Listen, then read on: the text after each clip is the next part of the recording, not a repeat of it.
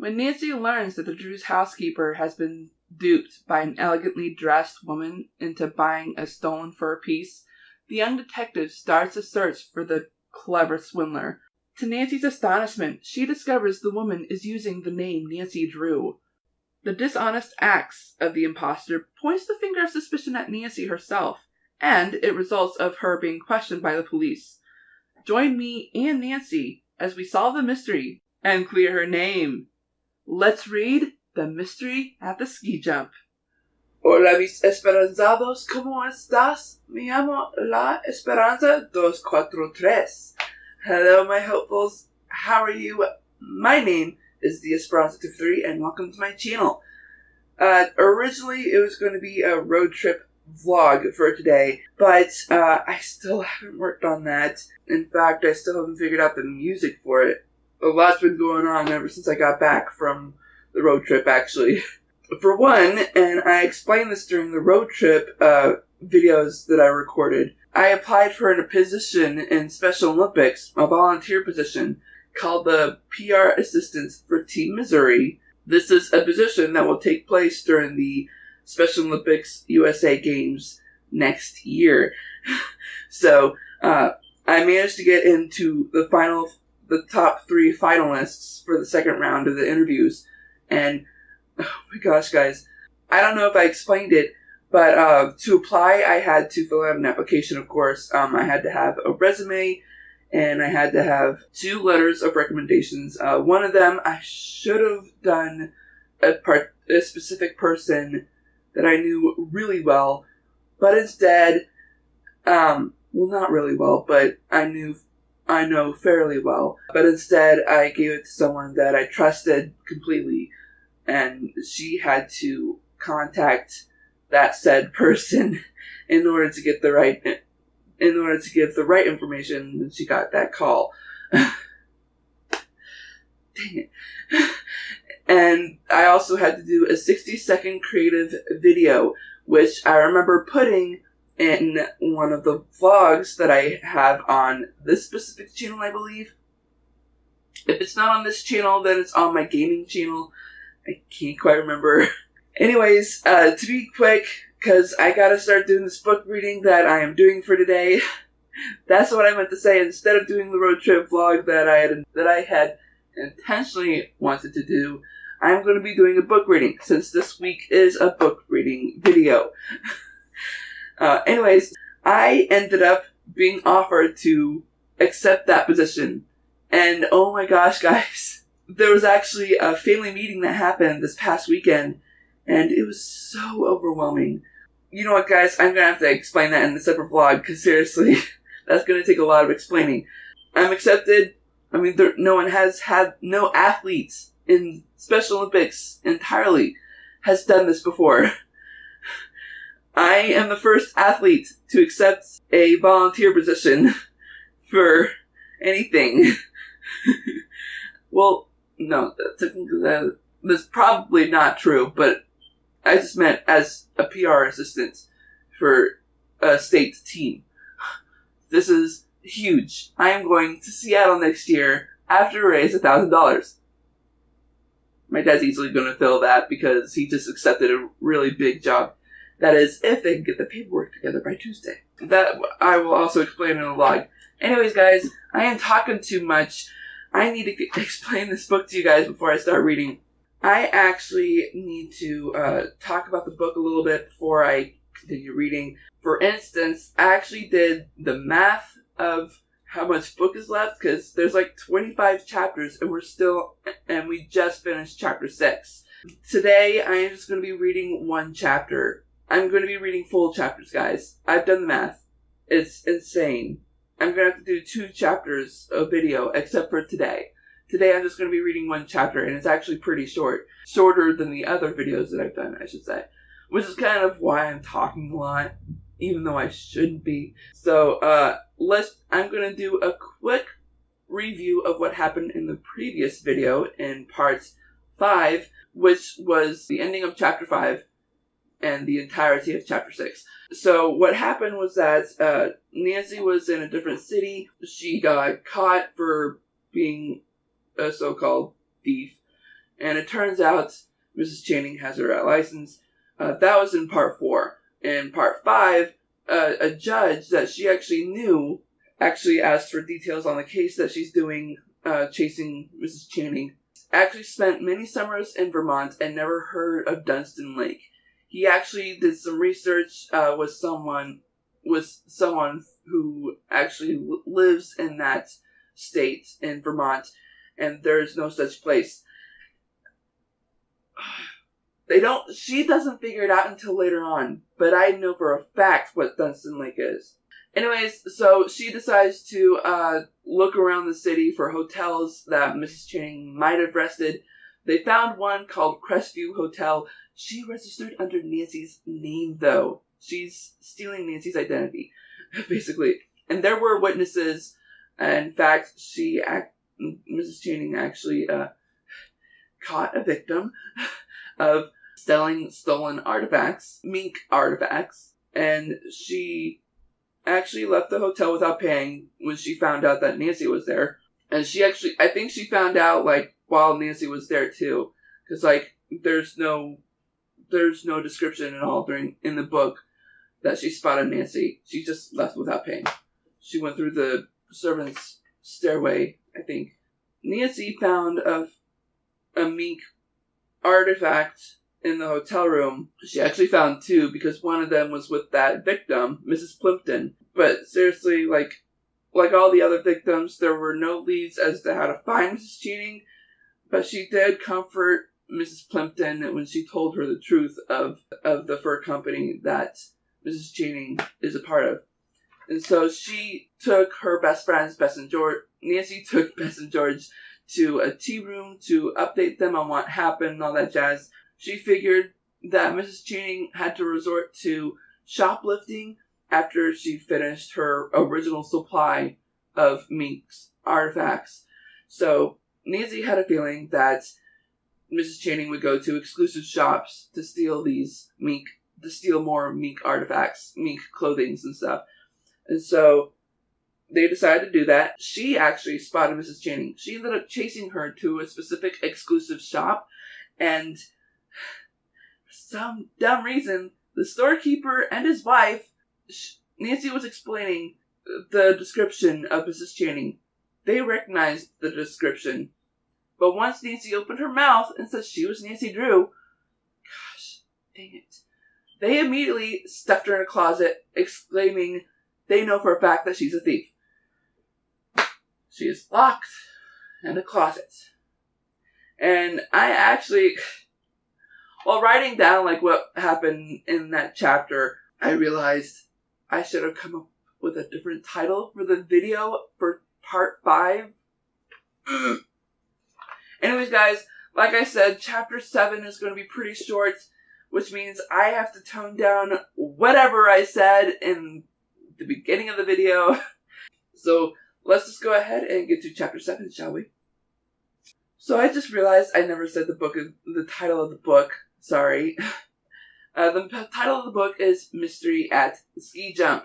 In fact, the thumbnail cover for this video should be the book cover. So if you don't know what I'm reading, shame on you. And shame on me for not telling you the book of the title at the beginning of the video. Oops. Chapter 7. Curious Payment. The closet in which Nancy was a prisoner was not only dark, but stuffy. Fur garments pressed against her in the crowded quarters, nearly suffocating her. From the shop, Nancy could hear the murmur of excited voices. She pressed an ear anxiously to a crack in the door and listened. "I say we call the police at once," the woman shrilled. "Tell them we captured this thief ourselves, and no thanks to their protection." "But, Mama, suppose the lady in the fur coat was mistaken," persisted the proprietor. "All we know is that she rushed in here and warned us a thief named Nancy Drew was coming to steal furs." "Well, I believe the lady," insisted his wife. "Wait, what? Is the proprietor the same thing as a storekeeper? Because why would he call his wife Mama?" "Well, I believe the lady," insisted his wife. This girl admitted she was Nancy Drew, didn't she? That's proof enough for me. Nancy's heart sank. Oh dear, how silly can people get? She groaned.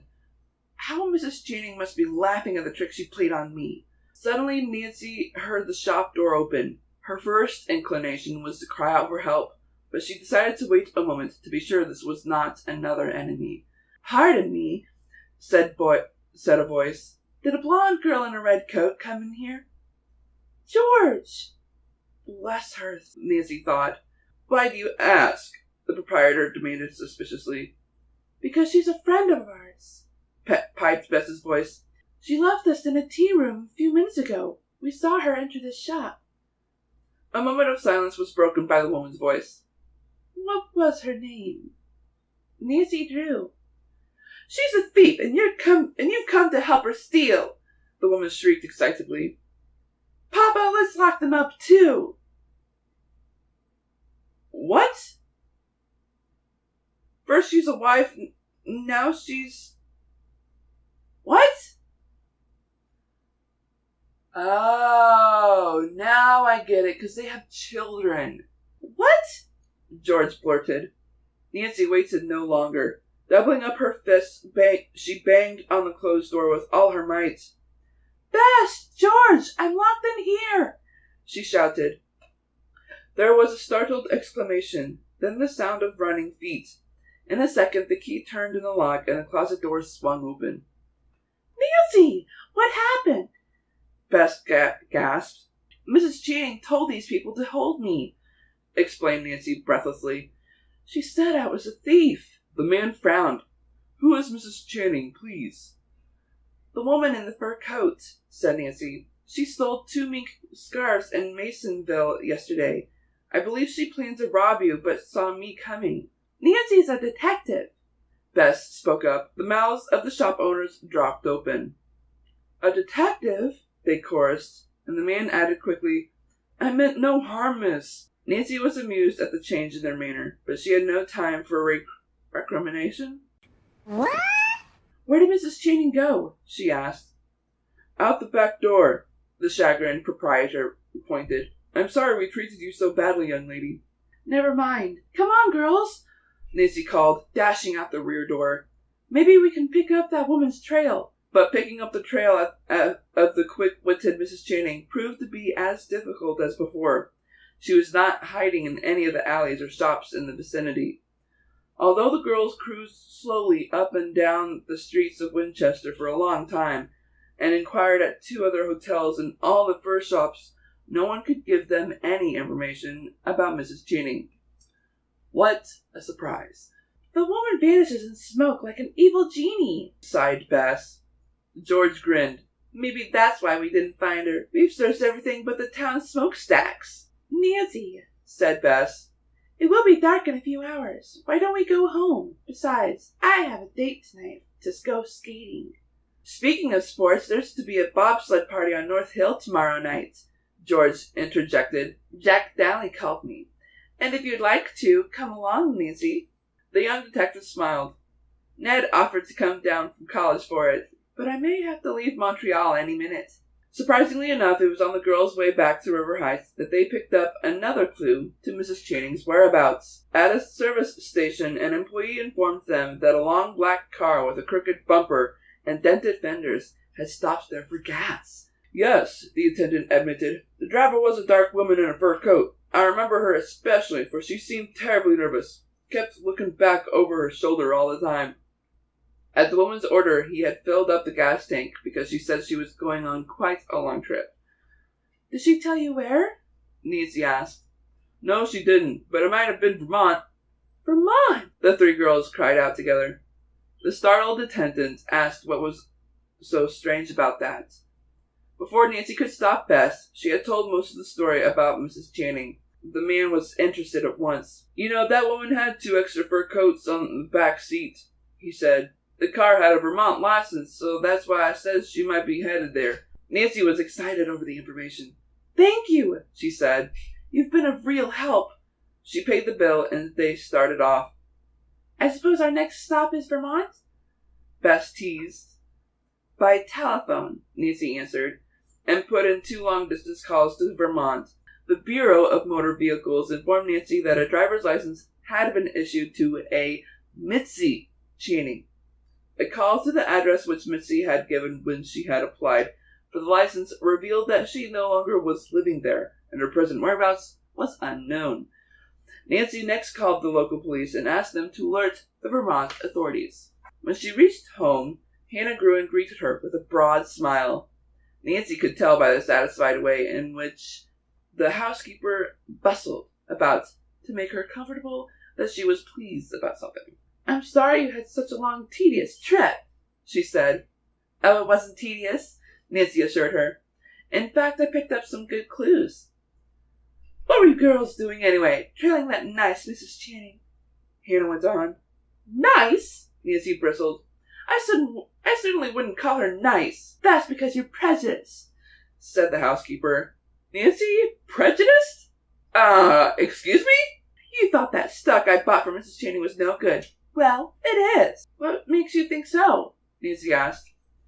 "Because in the afternoon mail I received some money from the Forest Fur Company. A nice fat dividend," Hannah finished triumphantly.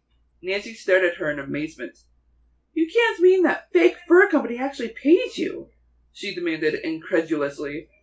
"They certainly did," said Hannah. "And Mrs. Martin phoned me that she got a payment too." Why, it simply doesn't make sense," stammered Nancy as she bounced to her feet and hastily made for the telephone. "I'm going to call Mrs. Clifton Packer." The wealthy widow agreed to Nancy cordially. She admitted having received a sizable dividend in the mail, but unlike the other 2 women, Mrs. Packer was not too enthusiastic about it. "I'd imagine so." "I suppose the payment was not very large," Nancy remarked, thinking that the wealthy widow was used to receiving far more sizable dividends from other stocks. "Ah! Oh, no, it's not that," Mrs. Packer replied. "Nancy, there's something queer about the way the money was sent," she said sharply. "I think you should investigate at once." And that is where the chapter ends. I think I understand why Mrs. Packer is so suspicious about the payments. What's funny is that the way they describe the payment is that they never explain, in this particular scene, of why Mrs. Packer finds it suspicious. And I really, really want to spoil it. But the fact is, these 2 women that got the sizable dividend, they don't think it's suspicious at all. That's because they've never paid for stocks before. They've never been in the stock market before. Mrs. Packer has. She knows what is legit. She knows what is not legit. And if getting this dividend was suspicious to her, that means it is not legit. So, kudos to Mrs. Packer for knowing what stocks are. I'm all for Mrs. Packer. For the first impression of Mrs. Packer, I wasn't sure about her. But the more you get to know her, man, I'm liking her more and more. And in fact, if I remember correctly, in the entire book, I think I like Mrs. Packer more than the next character that Nancy meets. I don't like the dude. I'm not gonna say it because that will also spoil things. You'll find out. I do kind of want to talk a little more to balance out what's going on. To balance out the beginning of the video, because I talked quite a bit. So, I'm actually really excited, guys, of having this position for PR assistant. So, I guess I could go ahead and explain the family meeting now that we're at the end of the video. There's going to be a lot of talking, though. So, the family meeting, I didn't know what was supposed to be happening at the family meeting. I couldn't remember what Brandon had told me. And if you guys don't know who Brandon Shotseek is, you haven't been watching my other videos. I can't remember which ones I talked him up, and it was either a vlog or one of the book reading videos. I know it was in the past 2 months. Anyways, but I can't remember what he said of what was going to happen at the family meeting. But when I got there Saturday morning, when the other families were there, I'm like, oh my effing gosh. Like, I literally cursed when I saw it. Basically, it's all the athletes who are going to USA Games and their families. There is a chance of the families coming with them to Seattle. That's going to be a lot of travel money. In all honesty, like, my mom wants to go, but she thinks she'll be just, like, more of a sidekick or something like that. She thinks she'll be in the way of what I'll be doing. I don't think she'll be in the way.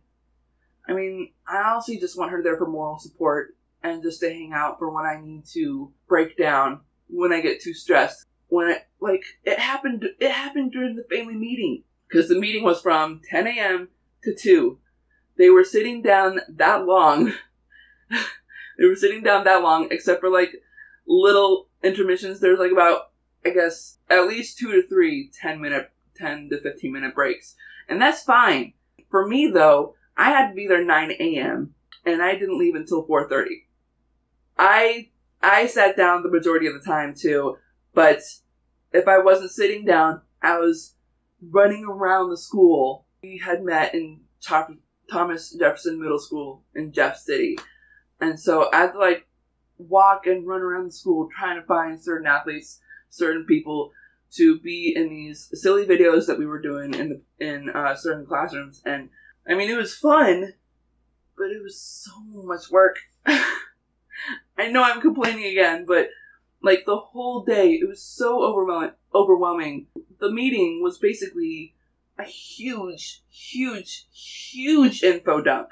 There was just so much info dumping. They had to let the athletes know, like, how they needed to raise funds for the fundraisers that they were doing.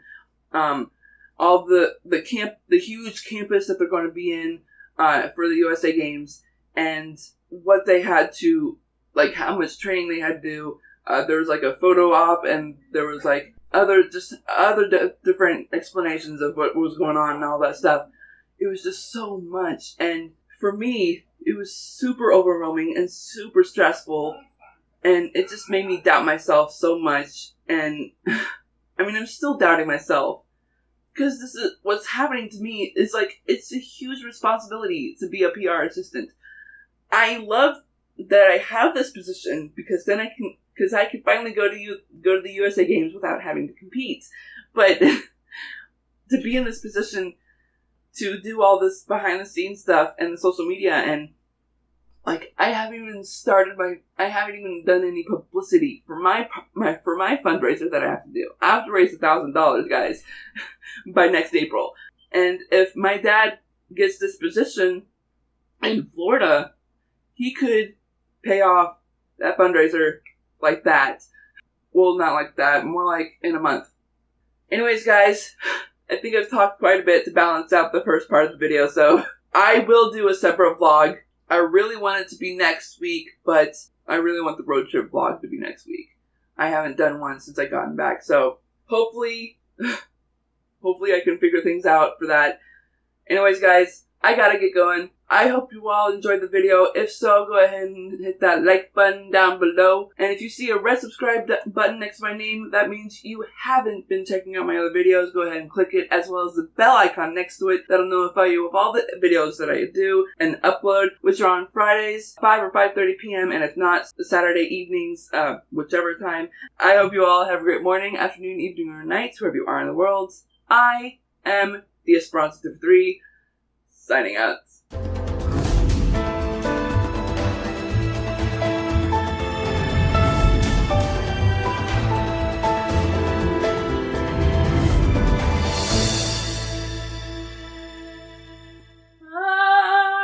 What is happening to my body?